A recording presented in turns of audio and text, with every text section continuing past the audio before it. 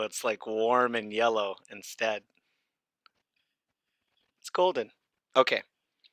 I'm gonna share this thing. I said 98, right? Yes, 98. There it is. Why don't you Guess guys we're tell gonna me you have couldn't to hear get me? a guest on. Okay. Is that me? Am I echoing?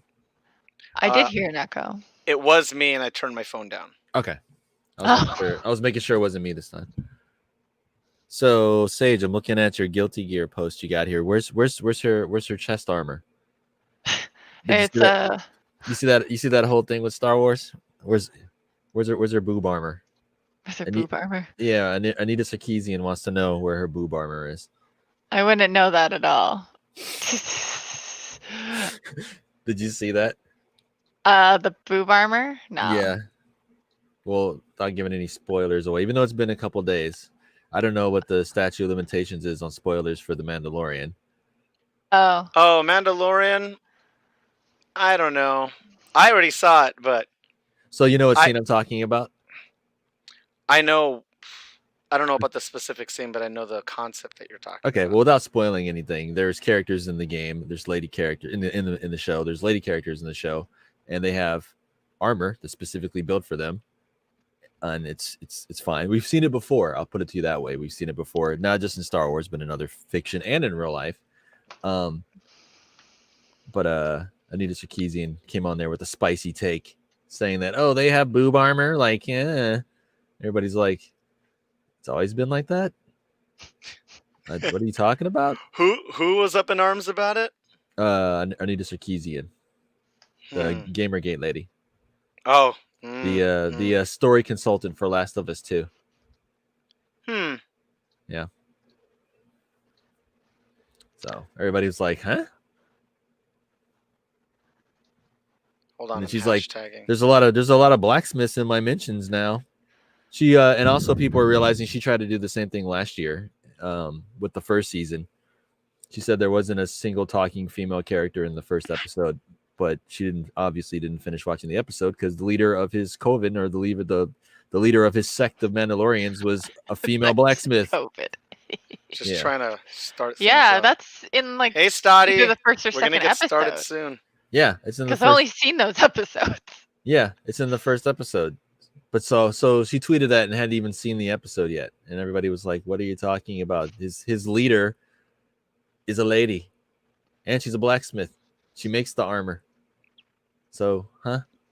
And a dope stunt actor that plays that character. Yes, she had an interview this past week, and I was like, oh, the stunt work in that show is pretty much on point. There's some cheese in it, but it's pretty much on point. Hold on, tagging Voodoo Ranger. I have a lot of costumes just hanging out. Okay. How? All right. Is everybody all good? Yeah. So am I well lit? You're so lit. I mean, I'm lit for my onboard camera for the MacBook. Probably harsh lighting. Okay. I don't know if this clap matters. 3, 2, 1. No, it doesn't. It doesn't. They're not on the line. They're not on the online. Not on the SoundCloud or the Spotify. But we are Soundcasting Network's very, very own video game podcast. This is Salt Tier, where your argument is... beer. Your argument is beer. This is episode 98. We are coming to you from not Studio 212, not in South Lake Union, but we are in Seattle mostly. Oh, no, we're not even in King County.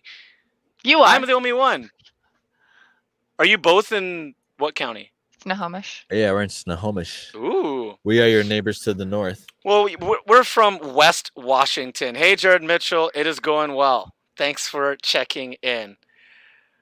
This is week 2 of November 2020. We're slowly and barely surviving winter. Thanks for joining us. We are brought to you by the wonderful Voodoo Ranger, where I'll kick it over to Sage Bell. Give us an update on what we got this season. We have the spicy release, Atomic Pumpkin. Oh. Yeah, it crosses out the word special. and says spicy above it, but you can't really see it on camera. That is a 6.4% of their brand, and they That'll get you there. also have for their rotating IPA the higher plane. So if you don't see one at the grocery store, you typically see the other. I guess that's the secret. They have more than one rotating IPA at a time. Who knows? Nice. Not Super positive. tight. And that is higher alcohol content, 8.5. Yeah, you got to be careful. Even their lower alcohol content ones will creep up on you. And as a precaution, now that we're trying to be a little safer over the next 2 weeks, us in Seattle, 4 weeks? I think we went back to a lockdown-ish of 4 weeks. You can get Voodoo Ranger via Drizzly. If Yeah. you're really holed up at home, Drizzly will take care of you. I guess this is also brought to you by Drizzly. And before I go on to the introductions, I want to make sure to give a shout out to the Soundcasting Network. That is our house and home over the past couple of years. Home to other podcasts, some of which, Savorings ... You'll be stoked to hear this. They are also moving to video, and we are leading by example. Look at us, making things happen. And they'll get there too. I tuned in for a little bit of how to be a better drinker.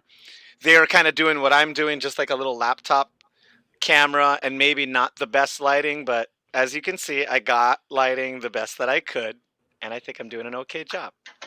And thanks everybody, Maniacs, for tuning in, be it either YouTube, Facebook, Spotify, Google Play. Is that a thing?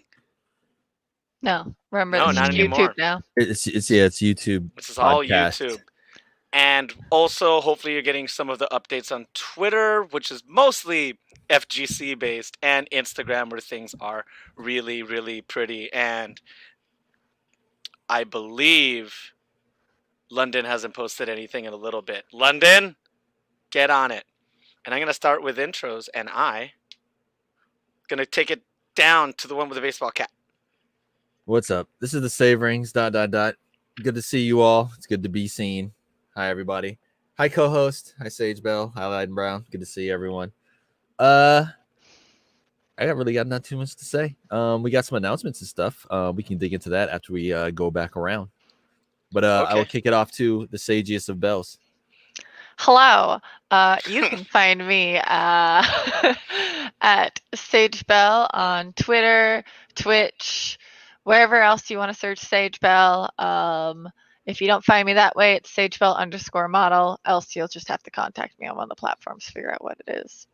Talk to your manager. Talk to your agent. Yeah. Talk to me on Twitter because I'll most likely respond there. If you message me on Facebook, I probably won't see it because you aren't on my friends list. All right, and then over to you, Derek. Maniacs, I am Loudon Brown at Loudon Brown on Instagram and Twitter. I am Grosstef on Steam and PS4. Did not jump on the PC this week, so whatever. You know what? If I had seen you on there, I would have picked up Tekken because Tekken was on sale. Actually, let me double check. I think it's still on sale. I'm tempted by it. That I all have said, it for PC. what? Do I already own that game? Oh, You should. you should. I do own that game. That's why you didn't grab it. To reference Sage Bell's scarceness on Facebook, this has been happening to a lot of my friends in the gaming world. Everybody's kind of not so much being as tied to their Facebook and maybe a little more Twitter, maybe a little more Discord. My friends and I are on Signal a lot more, and we're all getting under the belly of the Zuck and maybe not being completely bound to it. Once again, that's just me. Or, home phone numbers or agents or managers. Or just email or direct message us on Twitter or Instagram. That's going to be salt_tier_pod. But a whole whatever. Oh, yeah. And also strangers are scary. And I guess we're going into what we played. Oh, super easy for me. I played... Oh, not super easy. Kingdom Hearts, mostly. Kingdom Hearts 3. Yeah. No, that's how long mine is. That's why I'm starting. That's it. I played some Kingdom Hearts 3, read a lot of comics. Savorings ... What'd you play this week? Shocking. I played a little bit of Stellaris, just a little bit. I actually joined. They have a separate beta branch just for the AI. So as you've probably heard me complain on this show, maybe over the last couple of weeks, the AI in that game got a little lost in the sauce. They added a lot of new content and features and mechanics to the game, and somehow along the way, the AI wasn't the greatest. It was pretty cheaty just to get around like how silly and dumb it is from time to time. But it pretty much got lost, and now it's just doing just bonkers, boneheaded, weird things, and it almost breaks the game. The way I've been playing the game lately is I've been playing as the Borg basically, and I basically turned the AI into me since they obviously just can't handle being the AI. And I've also been playing playthroughs where I'm like the only Empire in the galaxy, and I kind of just have like free reign and just kind of see what happens when you end up being the one to make all these big discoveries. Like, what happens to your Empire? Do you just get OP? Like, does the game try to compensate for it? So I've been playing it a little bit, and I've been playing in the new AI branch because that's the one that you would send bugs to them against, because they do have updates and changes in it. And also, I started to get back on Borderlands 3. I'm back on the grind. I've been farming stuff because I've been looking up builds. I play as Amara. Amara is the Siren. She's a melee character. Think of a mix Big between buff babe. yeah, so think of a mix between Brick from the first game and the Sirens from these games. So she has Siren powers, much like Maya and I'm drawing a blank, Lilith. But she's also very melee orientated. So I've been trying to grind weapons and trying to grind the gear that you need to get these like stupid over the top OP builds you can have in this game, and it's been going very poorly. There's nothing more humbling. There's very few things as humbling in all of video games than the solo farm in Borderlands when you're first starting off, because you just get destroyed. So you think you're hot shit, you're playing with your friends, you beat the story, you got your purples and your epics, and then you try to go solo something on like Mayhem 5 by yourself. It's very humbling. So I've just been doing that, and I've kind of been holding off on playing games because there's some bigger ones coming down the pipe. I've kind of been holding off on playing games because I knew Cyberpunk was around the corner, and then it was around the corner again, then it was around the corner again. So right now that it's around the corner again, I'm kind of holding off. Squadrons, I'm kind of holding off on because there was an incident with my VR headset that I pre-ordered.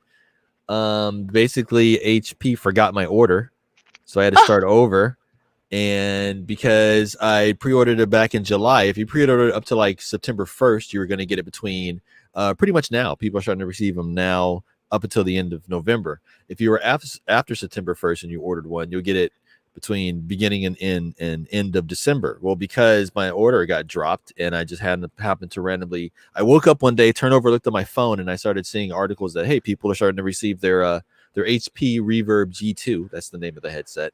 VR headset, and they were starting to receive them. So I jumped up and I looked at my order, and my order just like shot up an error. So I had to call them, and after about 45 minutes of being on hold and calling 3 different departments, I finally got a hold of them. Yeah, it's just for them to tell me that my order just disappeared, so I had to reorder it, which knocked me down the list. So I probably won't be getting it until December. And I say all of that to say that I've been holding off playing games like Star Wars Squadrons because I want to play that with the stick in VR. I don't want to know it any other way. Like I want to play like the highest, the full aesthetic.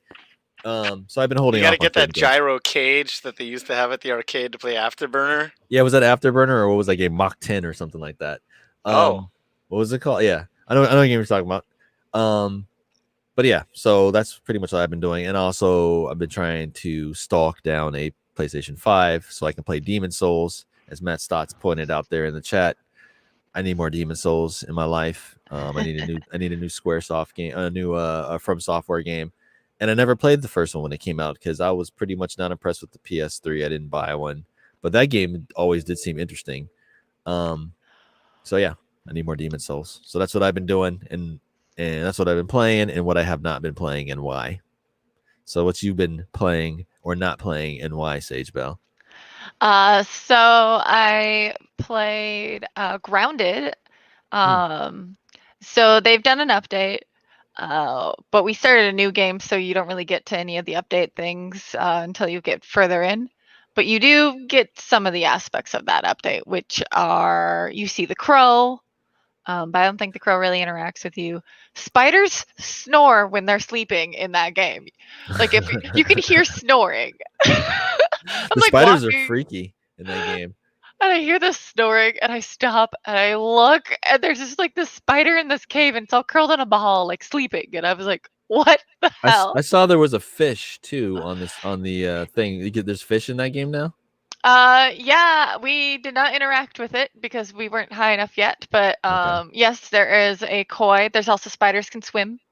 Huh. There is a type of spider that can do that, so that is specific to that type of spider. Okay. I also got scared, one time because I crossed paths with a spider and panicked and ran. I was like, all right, if I go to higher ground, I'm fine. Nah, the spider went up the higher ground with me. And so then I just started jumping out of its radius because, they only have a certain radius they go and then they stop. Matt Stotts says I was mean. Well, he threw a rock at me first. You guys were pegging each other with pebbles. He hit me with a pebble, and I accidentally chucked a bunch of grass I was holding at him. Nice. Nice. So mini friendly fight. fire is a thing that is in that game. So if you are all fighting something at the same time, but you accidentally cross your sticks, you hit each other. Yes. Yes. Which is actually good in survival games. I like that mechanic to it. Mhm. It has that in Unturned as well, which I saw a release trailer for, and also Minecraft. You popping each other with arrows on accident. I would say Grounded is it's a survival survival game based in like the 80s essentially, because it's if you're afraid of spiders, then it does kind of turn itself into a horror game, but it's not necessarily a horror game Yeah, intentionally. it's basically Honey I Shrunk the Kids the game, which is what Yeah. everybody wanted ever since that movie came out. Yeah, Yeah. it's really fun, and there's a lot more story to it now. And like Nice. Matt and I never actually do the story, or he continues it to a certain point, and then we just kind of dick around most of the time. So we've never really progressed very far. Yeah, and that's the beauty of those games as well. And then I had I was hosting a 15-year-old. She got flown up for a dog show, and so I had to take her to a dog show to show her dog and get extra points for nationals. Like, okay, so it's like a circuit type thing. Yeah. So because of COVID, there's a lot less trials, or there's limited entries to these trials, and so it's like they can only do outdoor locations and things. Okay. And so there was one up here, and we barely beat the rain, but it was cold as hell. I was about to say, yeah, it was outdoors up here. The weather's been not very cooperative like the last week or so.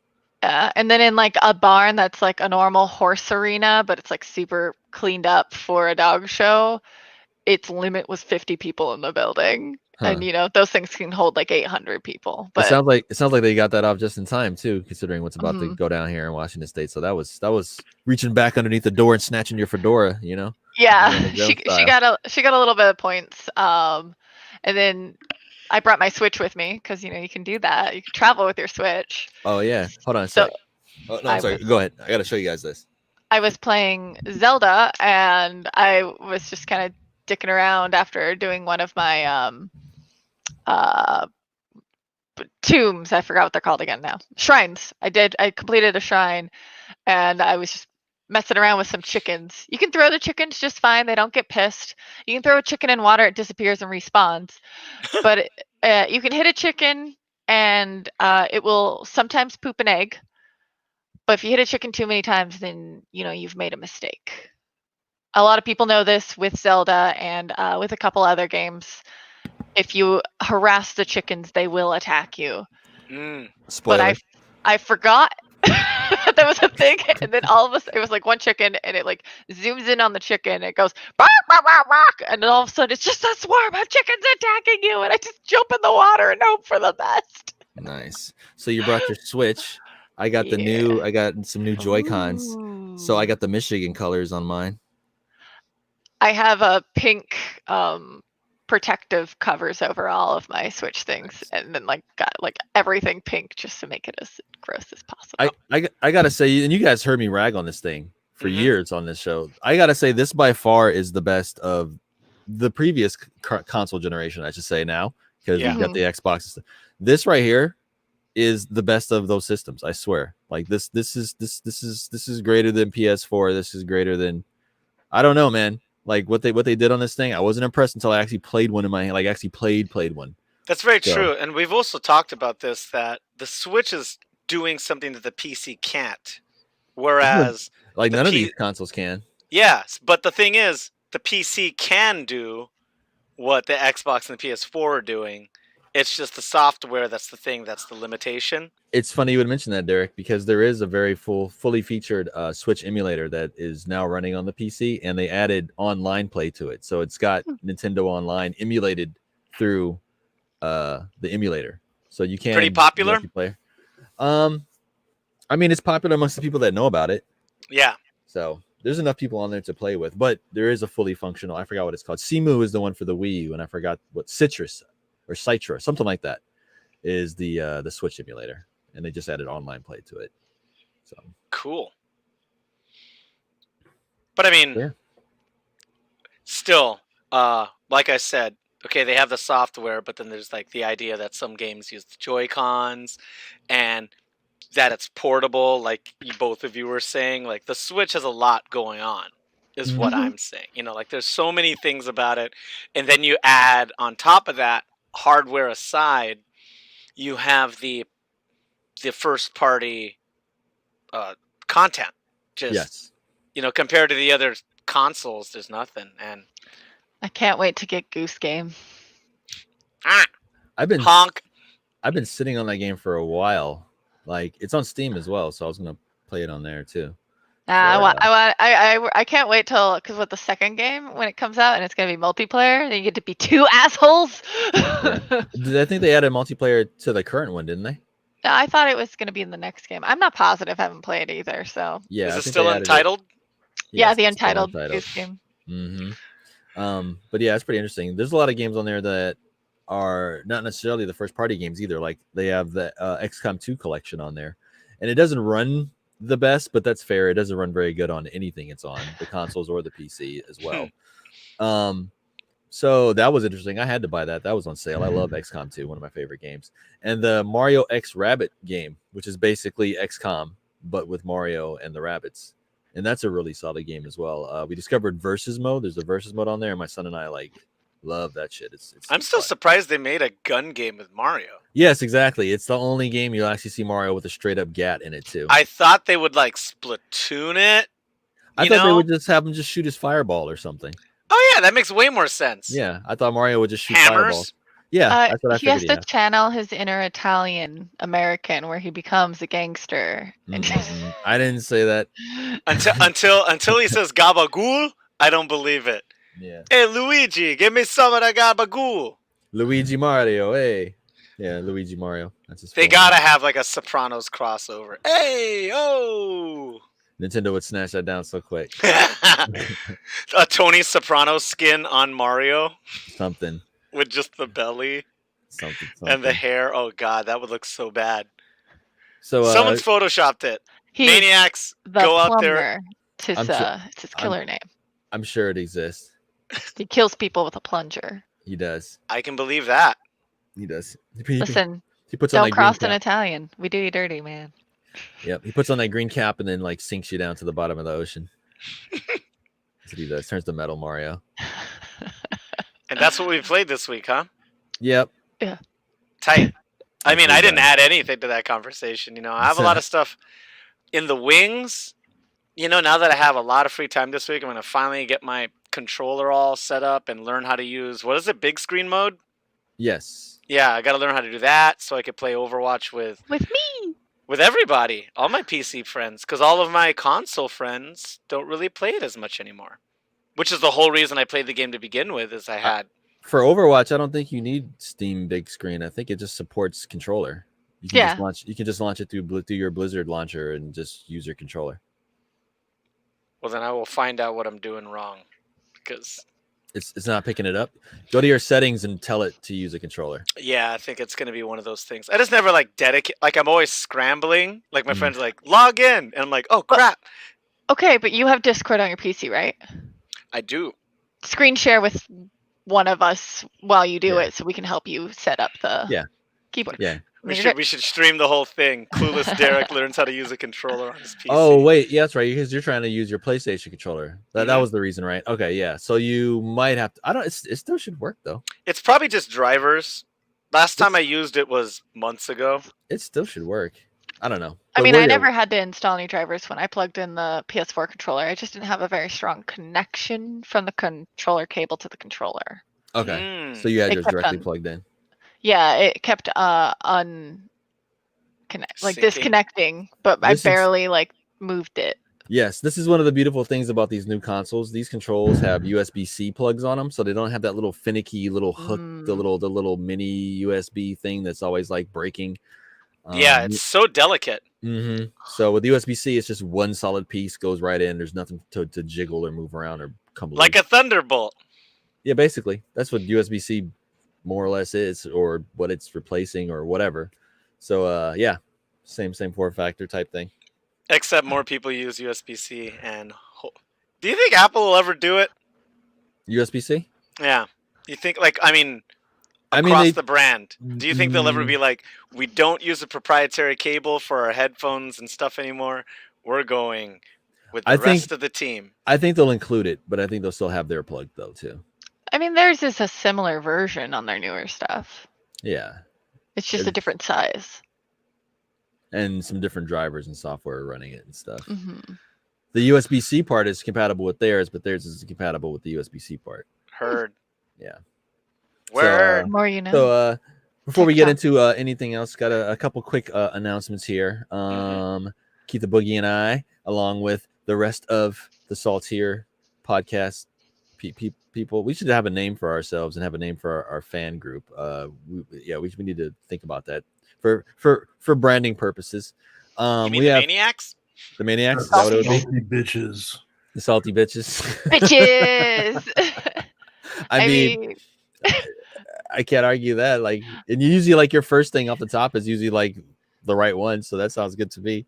I had a team name of Stabby Bitches one time. Stabby Bitches. That could be a subgroup. That'll be a different sect. So we have two segments. One is still under construction, but one we can like fully go ahead and announce. I'm probably going to be going back and dusting off my Steam collection, which as of this moment, I could just guess it's about 1,061 games, something like that. Last time it was over 1,100. Was it? Is it over 1,100? Don't be calling me out like that, Keith. Hang on. And I guarantee that there's at least 3/4 of those you've barely even looked at. Yeah, it's 1,064. I probably do have 1,100 though, because I have at least another 40 or 50 games from Humble Bundles and stuff that have keys for it that I haven't activated on Steam yet. Just rolling out. But basically, I will be going through some of my backlog and playing it, and I will regurgitate short little bite-sized little mini reviews for you guys. These are going to be games that I've played previously and just played a little bit and came back to. This is going to be like games that I have not touched that are in my Steam account, which is actually a good thing because I do have a lot of games. A lot of them are really good game, AAA or an indie type, like all in between. So there's some stuff. I think Hades is the first game I'm going to do. I just got that game. And I'm going to help out and jump in and do some of them myself too, just to engage more with you guys and have some fun with it. And plus, I need to play some more video games, so this is a good excuse. So these aren't going to be full-on reviews. I'm not going to probably play most of these games all the way through, but these will be like first impressions and what we thought of them and things of that nature. Oh, is that the Stabby Bitches symbol right there? Nice. So, and then you salt the wound. Mm-hmm. Yeah. That's a total Borderlands line right there too. And we will be doing this later on in the show. This will be a thing that we'll just be doing moving forward. And we've done it from time to time, but we will specifically be taking shots at our compatriots, our fellow games journalists, and we'll be pointing out some of their silly articles. And we figure this one will be an easy one because at least every other day there's a games journalist doing something wacky. So we'll have our first one later on in the show. It turns out stupid people plus the internet makes entertainment. Yes. And a lot of these game journalists are like liberal arts majors who were just going to do whatever, and they got a job offer to write video game articles, so they just do. A lot of them don't actually play video games. I think the whole thing really popped off a couple years ago with the whole Cuphead thing, and the journalist was trying to like do the tutorial, and it couldn't double jump. It said push A while you're in the air and that whole thing, and it took him like 20 minutes, and he just couldn't even get out the tutorial. So here's where Loud and Brown's going to jump in for at least 2 minutes, right? Okay, what you got? Us gamers are not all of the same cloth, by no means at all. Mm-hmm. And there are certain properties that need to address their target audience. There really are. Because a game like Dragon Ball Z Fighters That's an accessible anime fighting game. Yes, there is a higher tier to learn how to play competitively, Yes. but that game Definitely. you could play in a living room with your friends. It's one button combos. Mm-hmm. It's got That all game like is the meant to pick up and play and have fun. It's got all the fireball moves. If you're familiar with the Street Fighter or anything along those lines, it's not anything alien to you. Yeah. Sure. So when people talk about it, oh geez, I'm mostly referencing Top Hat Gaming. He's an English YouTuber. Mhm. And he's really into fighting games, which is weird. He's more into the history of it and the production notes. Like he's like a journalist in that way. But then you see his videos of him playing the game, and you're just like, as a fighting game person, I'm just like cringing. It's just like jump back roundhouses. Yeah. And double heavies auto supers, and I'm like, this is not an FGC person. Yeah. Same thing, like you would never have me review like Valorant. I'd be with a keyboard and mouse. I'd just be like, Yeah. tack, and I'm like, so the game, you die a lot. You'd have like pick someone that gets it, because this isn't the 90s anymore. Gamers aren't all inclusive. I mean, all encompassing. Yeah. Everybody has their little subgenre, Yes. and you need to, like, especially bigger companies should know that by now. Yes. Don't send a MMORPG gamer to try like Mario Maker most difficult stages. Yeah, as a I agree. platformer. Yeah, I agree, and that's pretty much where people are coming from. It's like, hey, if you're gonna cover games and games of this nature, you should probably at least be proficient enough to double jump. That's been the thing since like Super Nintendo. Unless you're Donkey and you could play all games, which not all streamers and or creators can do. Yeah, if you're somebody like Jack Frags or something. Go ahead, Sage. I was going to pull off the like certain types of gamers playing certain types of games or reviewing them. It's actually kind of funny when you mentioned Valorant in there. So there's a Overwatch streamer I watch. She's Cupcake with 2 P's on the cup. And she's primarily an Overwatch streamer. I actually found her because she was part of an Overwatch day. Like she was one of the streamers that you could get free loot off of by watching her stream. Cool. And every time she wants to switch to Valorant, because she always plays like a couple games of Valorant before she ends her stream, she loses like half her viewers and everybody's silent. So also the fan base doesn't like, it's a completely different gameplay style, even though they're both PvP games. They're not the same people, even though she loves it and she likes what's it similar to? It'd be like Counter-Strike or Counter-Strike. I almost said Call of Duty, and that was wrong. Whereas the streamer I follow who got really big from playing the Borderlands series, like she just plays a lot of Borderlands. She will play Baldur's Gate. She'll play other things, and she like maintains a huge fan base for it because she's in a different genre of like gaming, where like we're going to play more variety of games if we're someone who play Borderlands. But if you're playing Overwatch, you're playing Overwatch. Yeah, so one tricks is what we're kind of talking about, right? So speaking of Counter-Strike, my kids are officially more hardcore than me because my kids have discovered Counter-Strike. And they played it all weekend. So where's Von Shady when we need him? So I officially can't mess with my kids anymore because now if I try to play Counter-Strike, like they'll be the ones destroying me and not like the randos out there. Oh, I suspected as much. What did your kid do to Cuphead? He before his progress got erased and he just gave up on that game forever. He had 160% completion rate on that game. Jesus, that game is so hard. Yeah. It goes over because you can do the extra mode. So like beating the game and then beating it on the extra difficulty gets you 100. But then if you do like the pacifist mode, or if you do this or that and play through and you go through and beat it, they give you past that. So he was at 160% completion at that game. So he's just a G, is what you're saying. Yeah, and that's how he found out what the word prodigy was, because he was playing Rocket League, and I guess he's playing with older people, and they're like, "Dude, you're a prodigy." So he like came to me and he was like, "Dad, like, what's a prodigy?"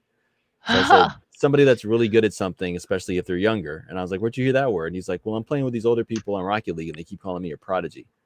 So I didn't know if that was a good or a bad thing. So I asked you. Maybe get him to pay for school with it, baby. That's his $1 million game. I asked him that a couple years ago. I was like, "What's your $1 million game, son?" And he's like, "What?" And I'm like, "Your game that you're gonna like win in a tournament or something, you know." And I'm like half joking and stuff with him, but he's taking it seriously, you know. Well, So I mean, if he you was like- joke with a kid at that age, they're gonna take you a little seriously. Well, no, he can decipher. You know, he knows I was like kind of teasing him, but he was also like, maybe.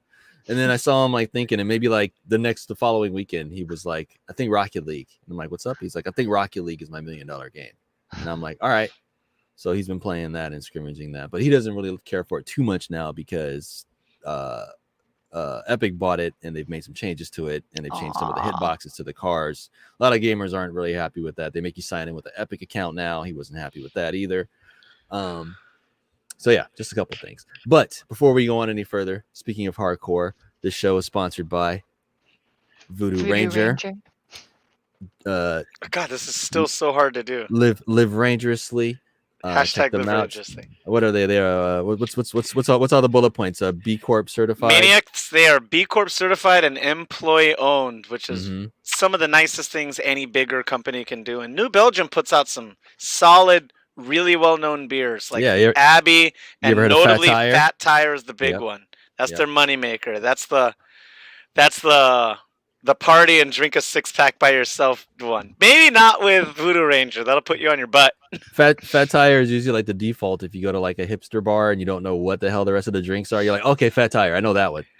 It is the default to a hip bar, not in the Northwest. But in the Northwest, there's just so many local beers that you're like, That's what I mean, though. Like, if you walked into a brewery or a beer or a bar out here or something, if you could, you know, you'd be like, what's that? What's this? Okay, Fat Tire. Like, I know that one. Okay, I'll try that one. Got it. I see what you mean. Because, someone in LA or New York doesn't know what Manny's is. Yeah. Or probably doesn't know, goodness, Rogue. They probably don't know who. Yeah, there's infinity of them out here. I was going to say Manny's is Irish. No, you're thinking of Magners. Oh, you're right. I love myself. Yeah, cider kids. You better believe me and Sage have killed a Magners or 10. So yes, thank you to Voodoo Ranger cider in Europe for their sponsorship. Also, big up to Voodoo Ranger because I see them popping up on other people's podcasts. I see them popping up on YouTube and stuff more. And they're doing some work. Yeah, and it's always like gaming related and stuff. So can we give them a Play-Doh snake? So big up to them for supporting us. Big ups to them for supporting the gaming industry and the little cottage industries off to the side like us. So shout out to them.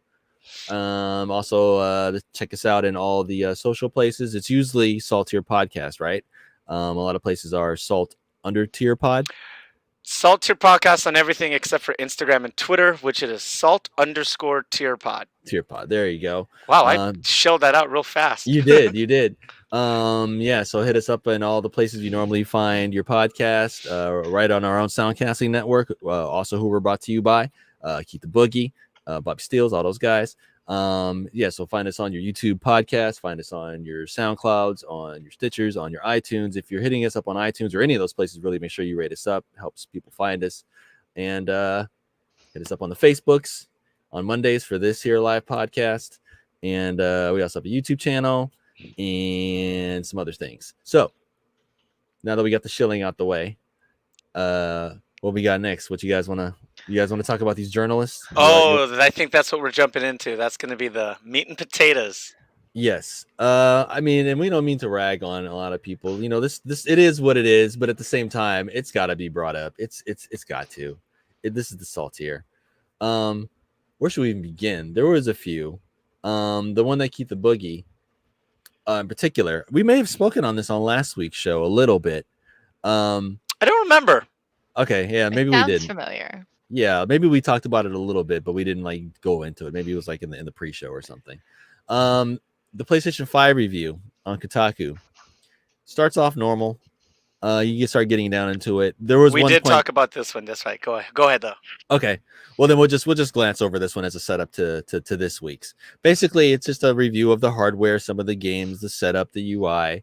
There was one stickling point that I disagreed with the guy. He was like, well, I never saw what the big deal was with higher frame rates in games. And I was like, anywho. Triggered. Anywho, yeah, Triggered. exactly. Somebody cue the Kill Bill siren music when I read that. Mr. Game Journalist. What's the big deal with FPS? I'm a games journalist. What's the big deal? But at the end, he pretty much wanted to make everyone feel bad because of all the things that are going on. You shouldn't want a PlayStation 5 with all the pain and suffering in the world and people losing their jobs and whatnot, and how it's hard out there for people to afford this and to even though this thing's selling out, you can't find it nowhere. It's hard for people to afford it and buy it. Did you try the Walmart ones where they released it on the hour every 3 hours? Yes, I tried helping one of my coworkers with it. Yes, I tried that. I tried the Best Buy one when it popped up. I have a separate Google Chrome open with just PlayStation 5 stuff on it. And I just go back and I just hit refresh every once in a while. So there was that. This is the setup for this week where we have a Kotaku counterpart. And this isn't the review. This is just a simple side story. It's written by Ash Paris, who pretty much has said that she has trypophobia, which is the fear of small holes. Oh, I've actually heard of this because there is a subgenre of Japanese horror movies, and I guess the category is called body horror. Body horror would be like what's the guy's Tetsuya. name? Yeah. Will it be the guy? What's the guy who made The Thing? And yeah, John Carpenter. No, not the director of this, but Cronenberg. Cronenberg, sure. Yeah, he did The Fly, and he did The Thing, and he did a whole bunch of that kind of stuff. So when stuff is crawling under the skin, people that are afraid of tiny holes, probably also don't like the concept of bot flies and stuff like that. Yes. Or recluse spiders or stuff that like affects and crawls and gets in your skin. Yeah. And so there's like horror movies where people's arms will just like the pores will start opening up and bugs will crawl out of it and stuff. It's like I mean, that's just freaky in general, but yeah, I could see if like something like that was actually like a phobia of yours. I could see how it could be borderline like debilitating. So basically, this game journalist had a hard time reviewing and playing and basically looking at an Xbox, because if you can picture an Xbox Series X in your head, it's got the little tiny holes at the very top of it. Also, the Series S, it's got the big air vent in the front with the little tiny holes in it.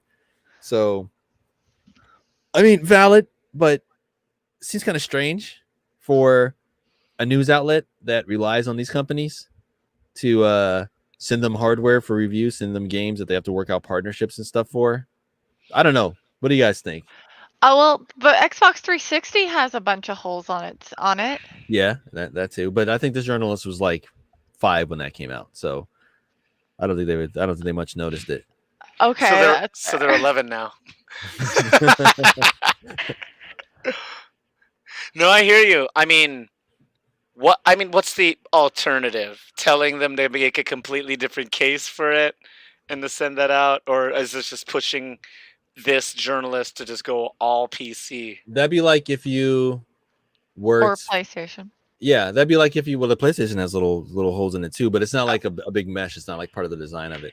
But that'd be like you working for like, I don't know, like a publication like Motor Trend or something, and you're scared of steering wheels, and you write an article in Motor Trend about how you should not be wanting to buy a car because they have steering wheels. Like you wouldn't do that in Motor Trend.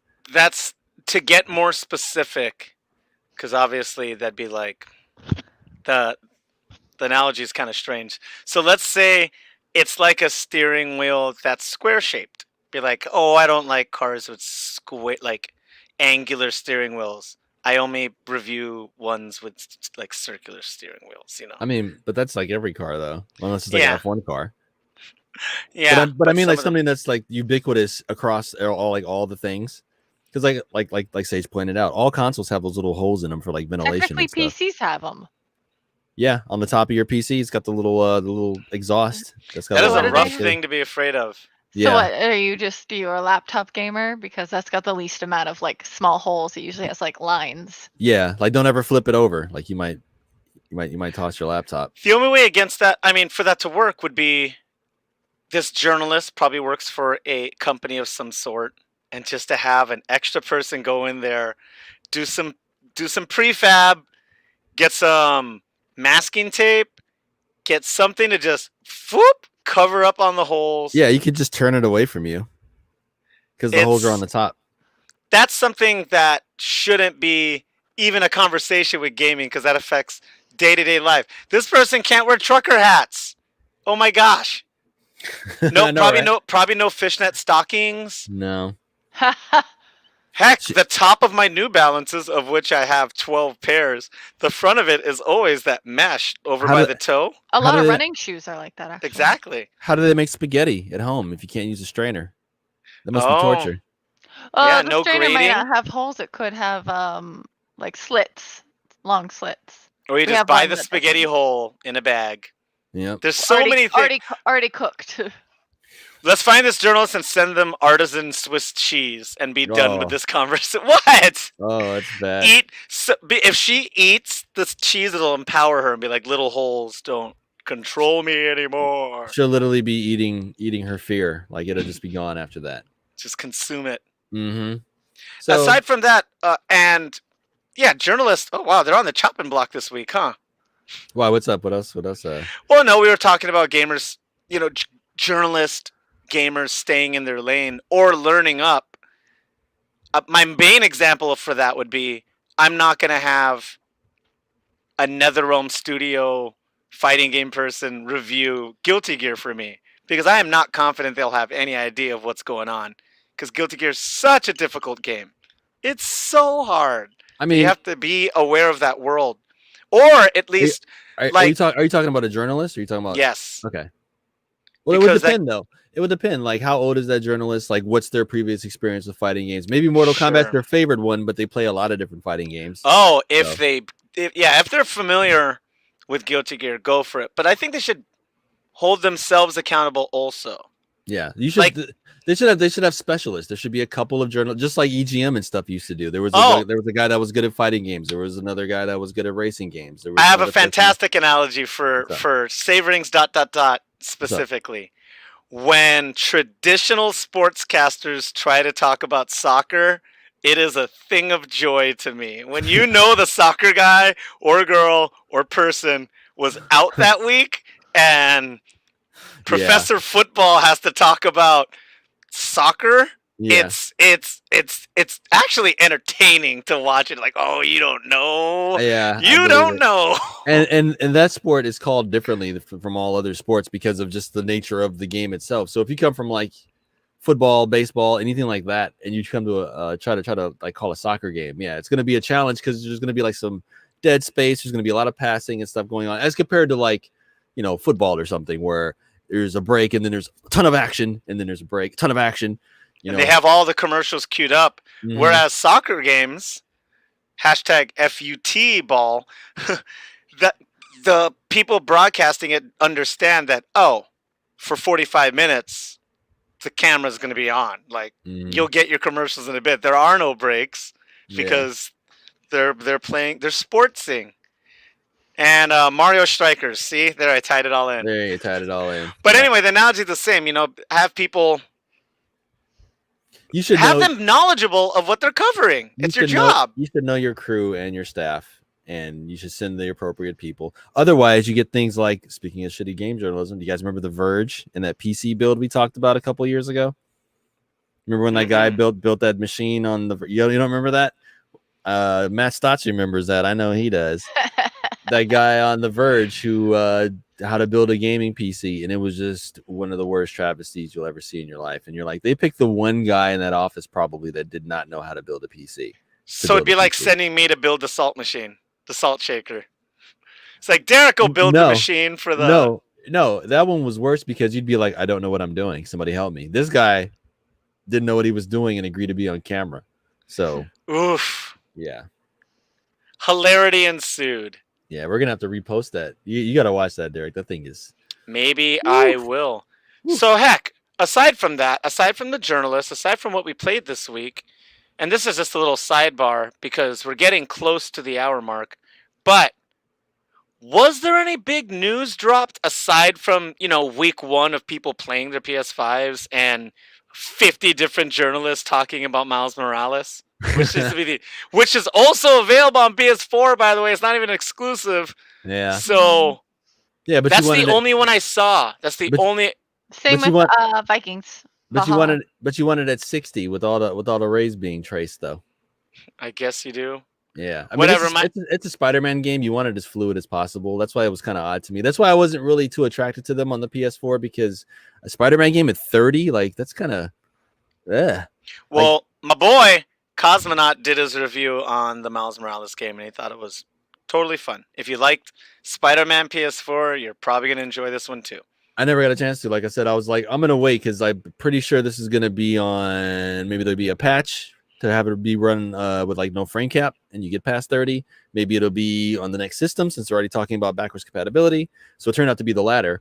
So maybe I will go back, but I'm like 8 Spider-Man games behind. Like the last one I beat was like, what was the 2. one before Ultimate Spider-Man? Yeah, it was like Spider-Man 2 or 3. PS2. Like on the PlayStation, Well, he 2? referenced that. He said that Miles Morales was the coolest and seamless swinging gameplay since PS2 Spider-Man.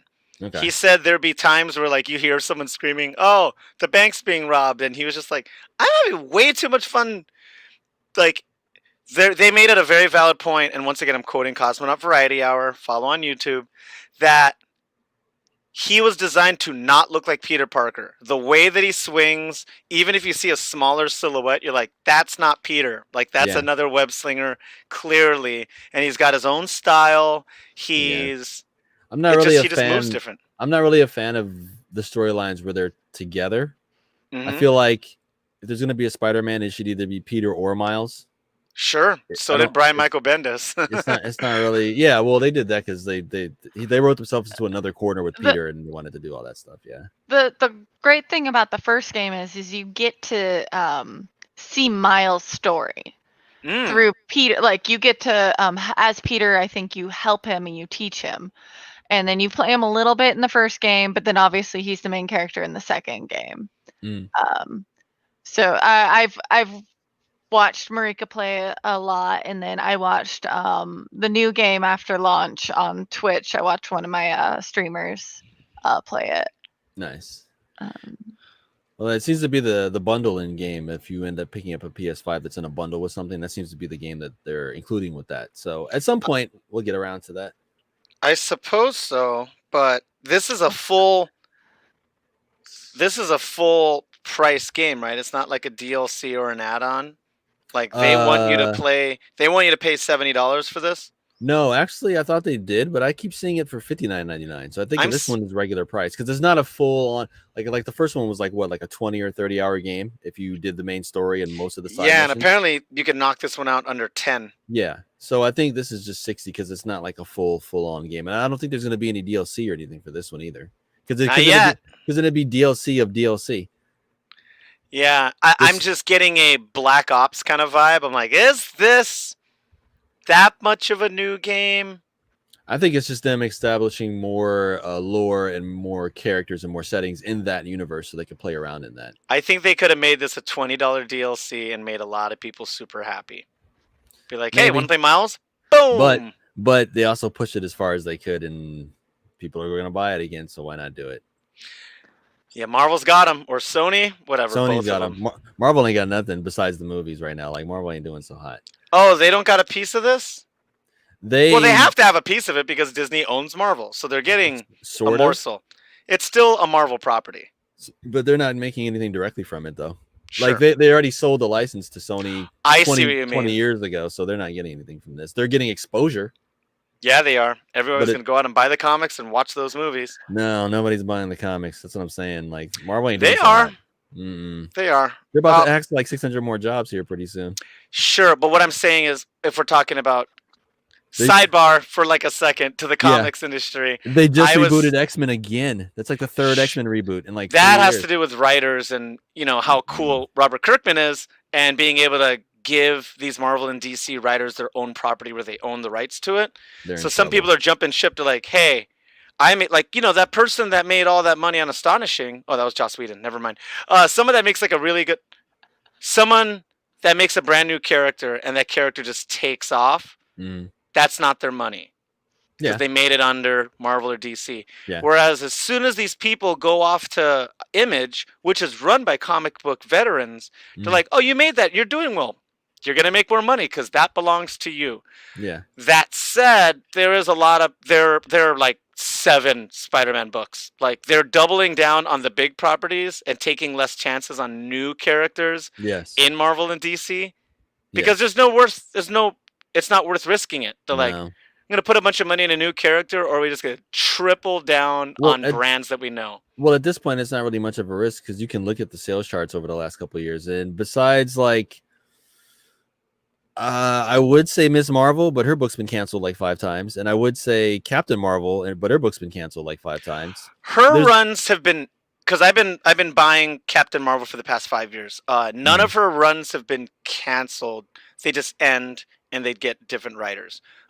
It doubles back to Kelly Thompson pretty often because she's the best at it.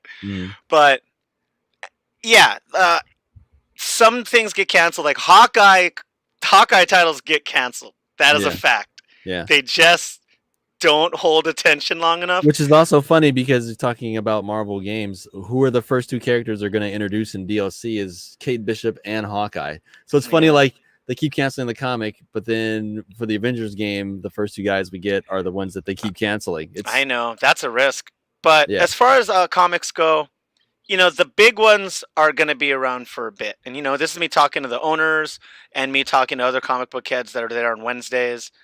And now we're in this weird world where we have Miles Morales on PS4 and PS5. We have the MCU, we have Disney Plus, and then we have comics. And they're explaining to me like there's just some things that help. Like, he was like, Umbrella Academy has been around forever. But they're like, we can't keep it on the shelves. Like the hardcovers came in, and they get just mopped in like a week. And they're like, I guess we'll order twice as much next week. But that's a new IP. That's something like that's its own thing. Like Spider-Man's been rebooted a billion times. That's true. But even then, Umbrella Academy's 13 years old, right? Like it's because of the show that it got popular. There's going to be more attention to Miles Morales because of this game. There's going to be at least a handful of people that are like, that was fun. But I want to know more about this character. Sony owns the rights to that. They're going to make a Spider-Verse 2 movie with him in it. The first one was excellent. Guaranteed. But Marvel doesn't make anything off that. So it's not helping them. That's what I'm saying. Like Marvel themselves, they're not in a good way right now. Like I said, it's like this whole little world, right? Like, people are going to buy comics when they like the movies and the games. That's just going to happen. And some of that is going to crawl into the Avengers bigger universe games. Like they're sharing IPs. It's going to be cool. That said, final words on, let's see. Final words on what you want to see on this new generation. Be it either Marvel games, blah, blah, blah. What's up? I want to see either in the arcade or on console or on PC. Kind of doesn't matter. I'm waiting for a Marvel fighting game to give us what we didn't get with Ultimate Alliance or Ultimate 3 or whatever it was. No, MVC Infinite. Marvel vs. Capcom Infinite. It just wasn't the game people wanted. It was good. They did a lot of work on it, but it was pretty transparent that they were just trying to boost their MCU IPs. The X-Men disappeared. Like this, just too much. Yeah, I'd like to see that too. But I would like to see. While I would be happy to see Capcom take another shot at it and redeem themselves, I'd be interested to see another studio take a shot at it, like an Arc System or someone like this. Arc System making a Marvel game would be fun. I don't doubt that. They're on fire.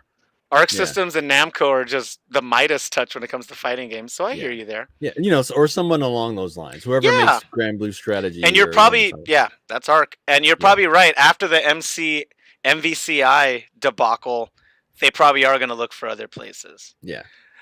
Hashtag RIP. Yep. That's all I have to say for my closing statement. I have been Loud and Brown. That's Instagram and Twitter. And if you want to catch me playing something more competitive, that'll be Gross Def with a PH on Steam and PS4. Word. All right. Sage Bell. Yeah, Sage Bell, what you got?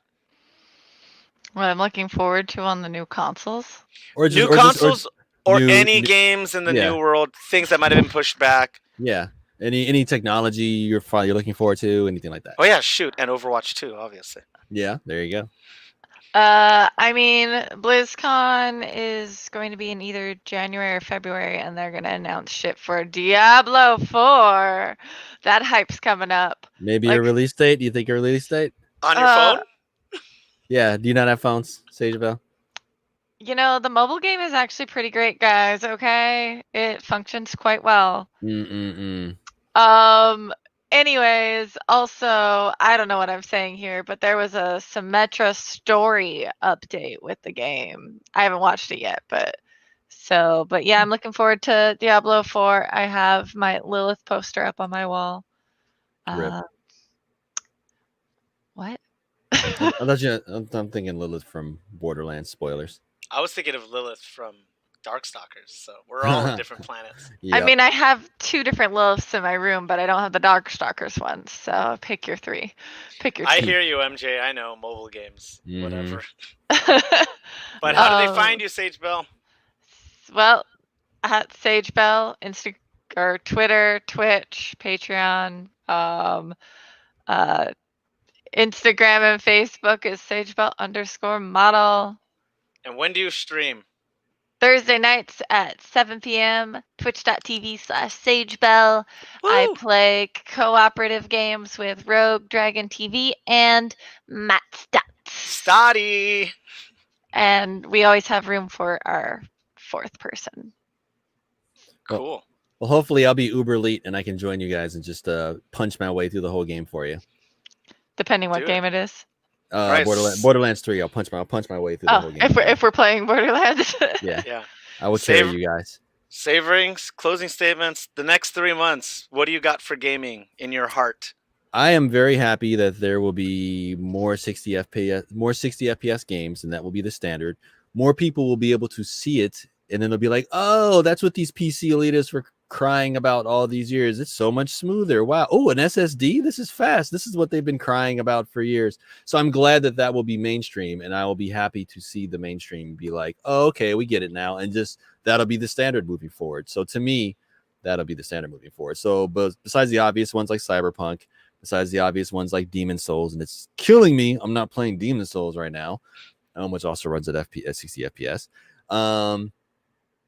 I would just like to see the price of OLED TVs come down, and they are coming down. Right now, a LG OLED TV is probably the best gaming monitor that you can get for the money right now.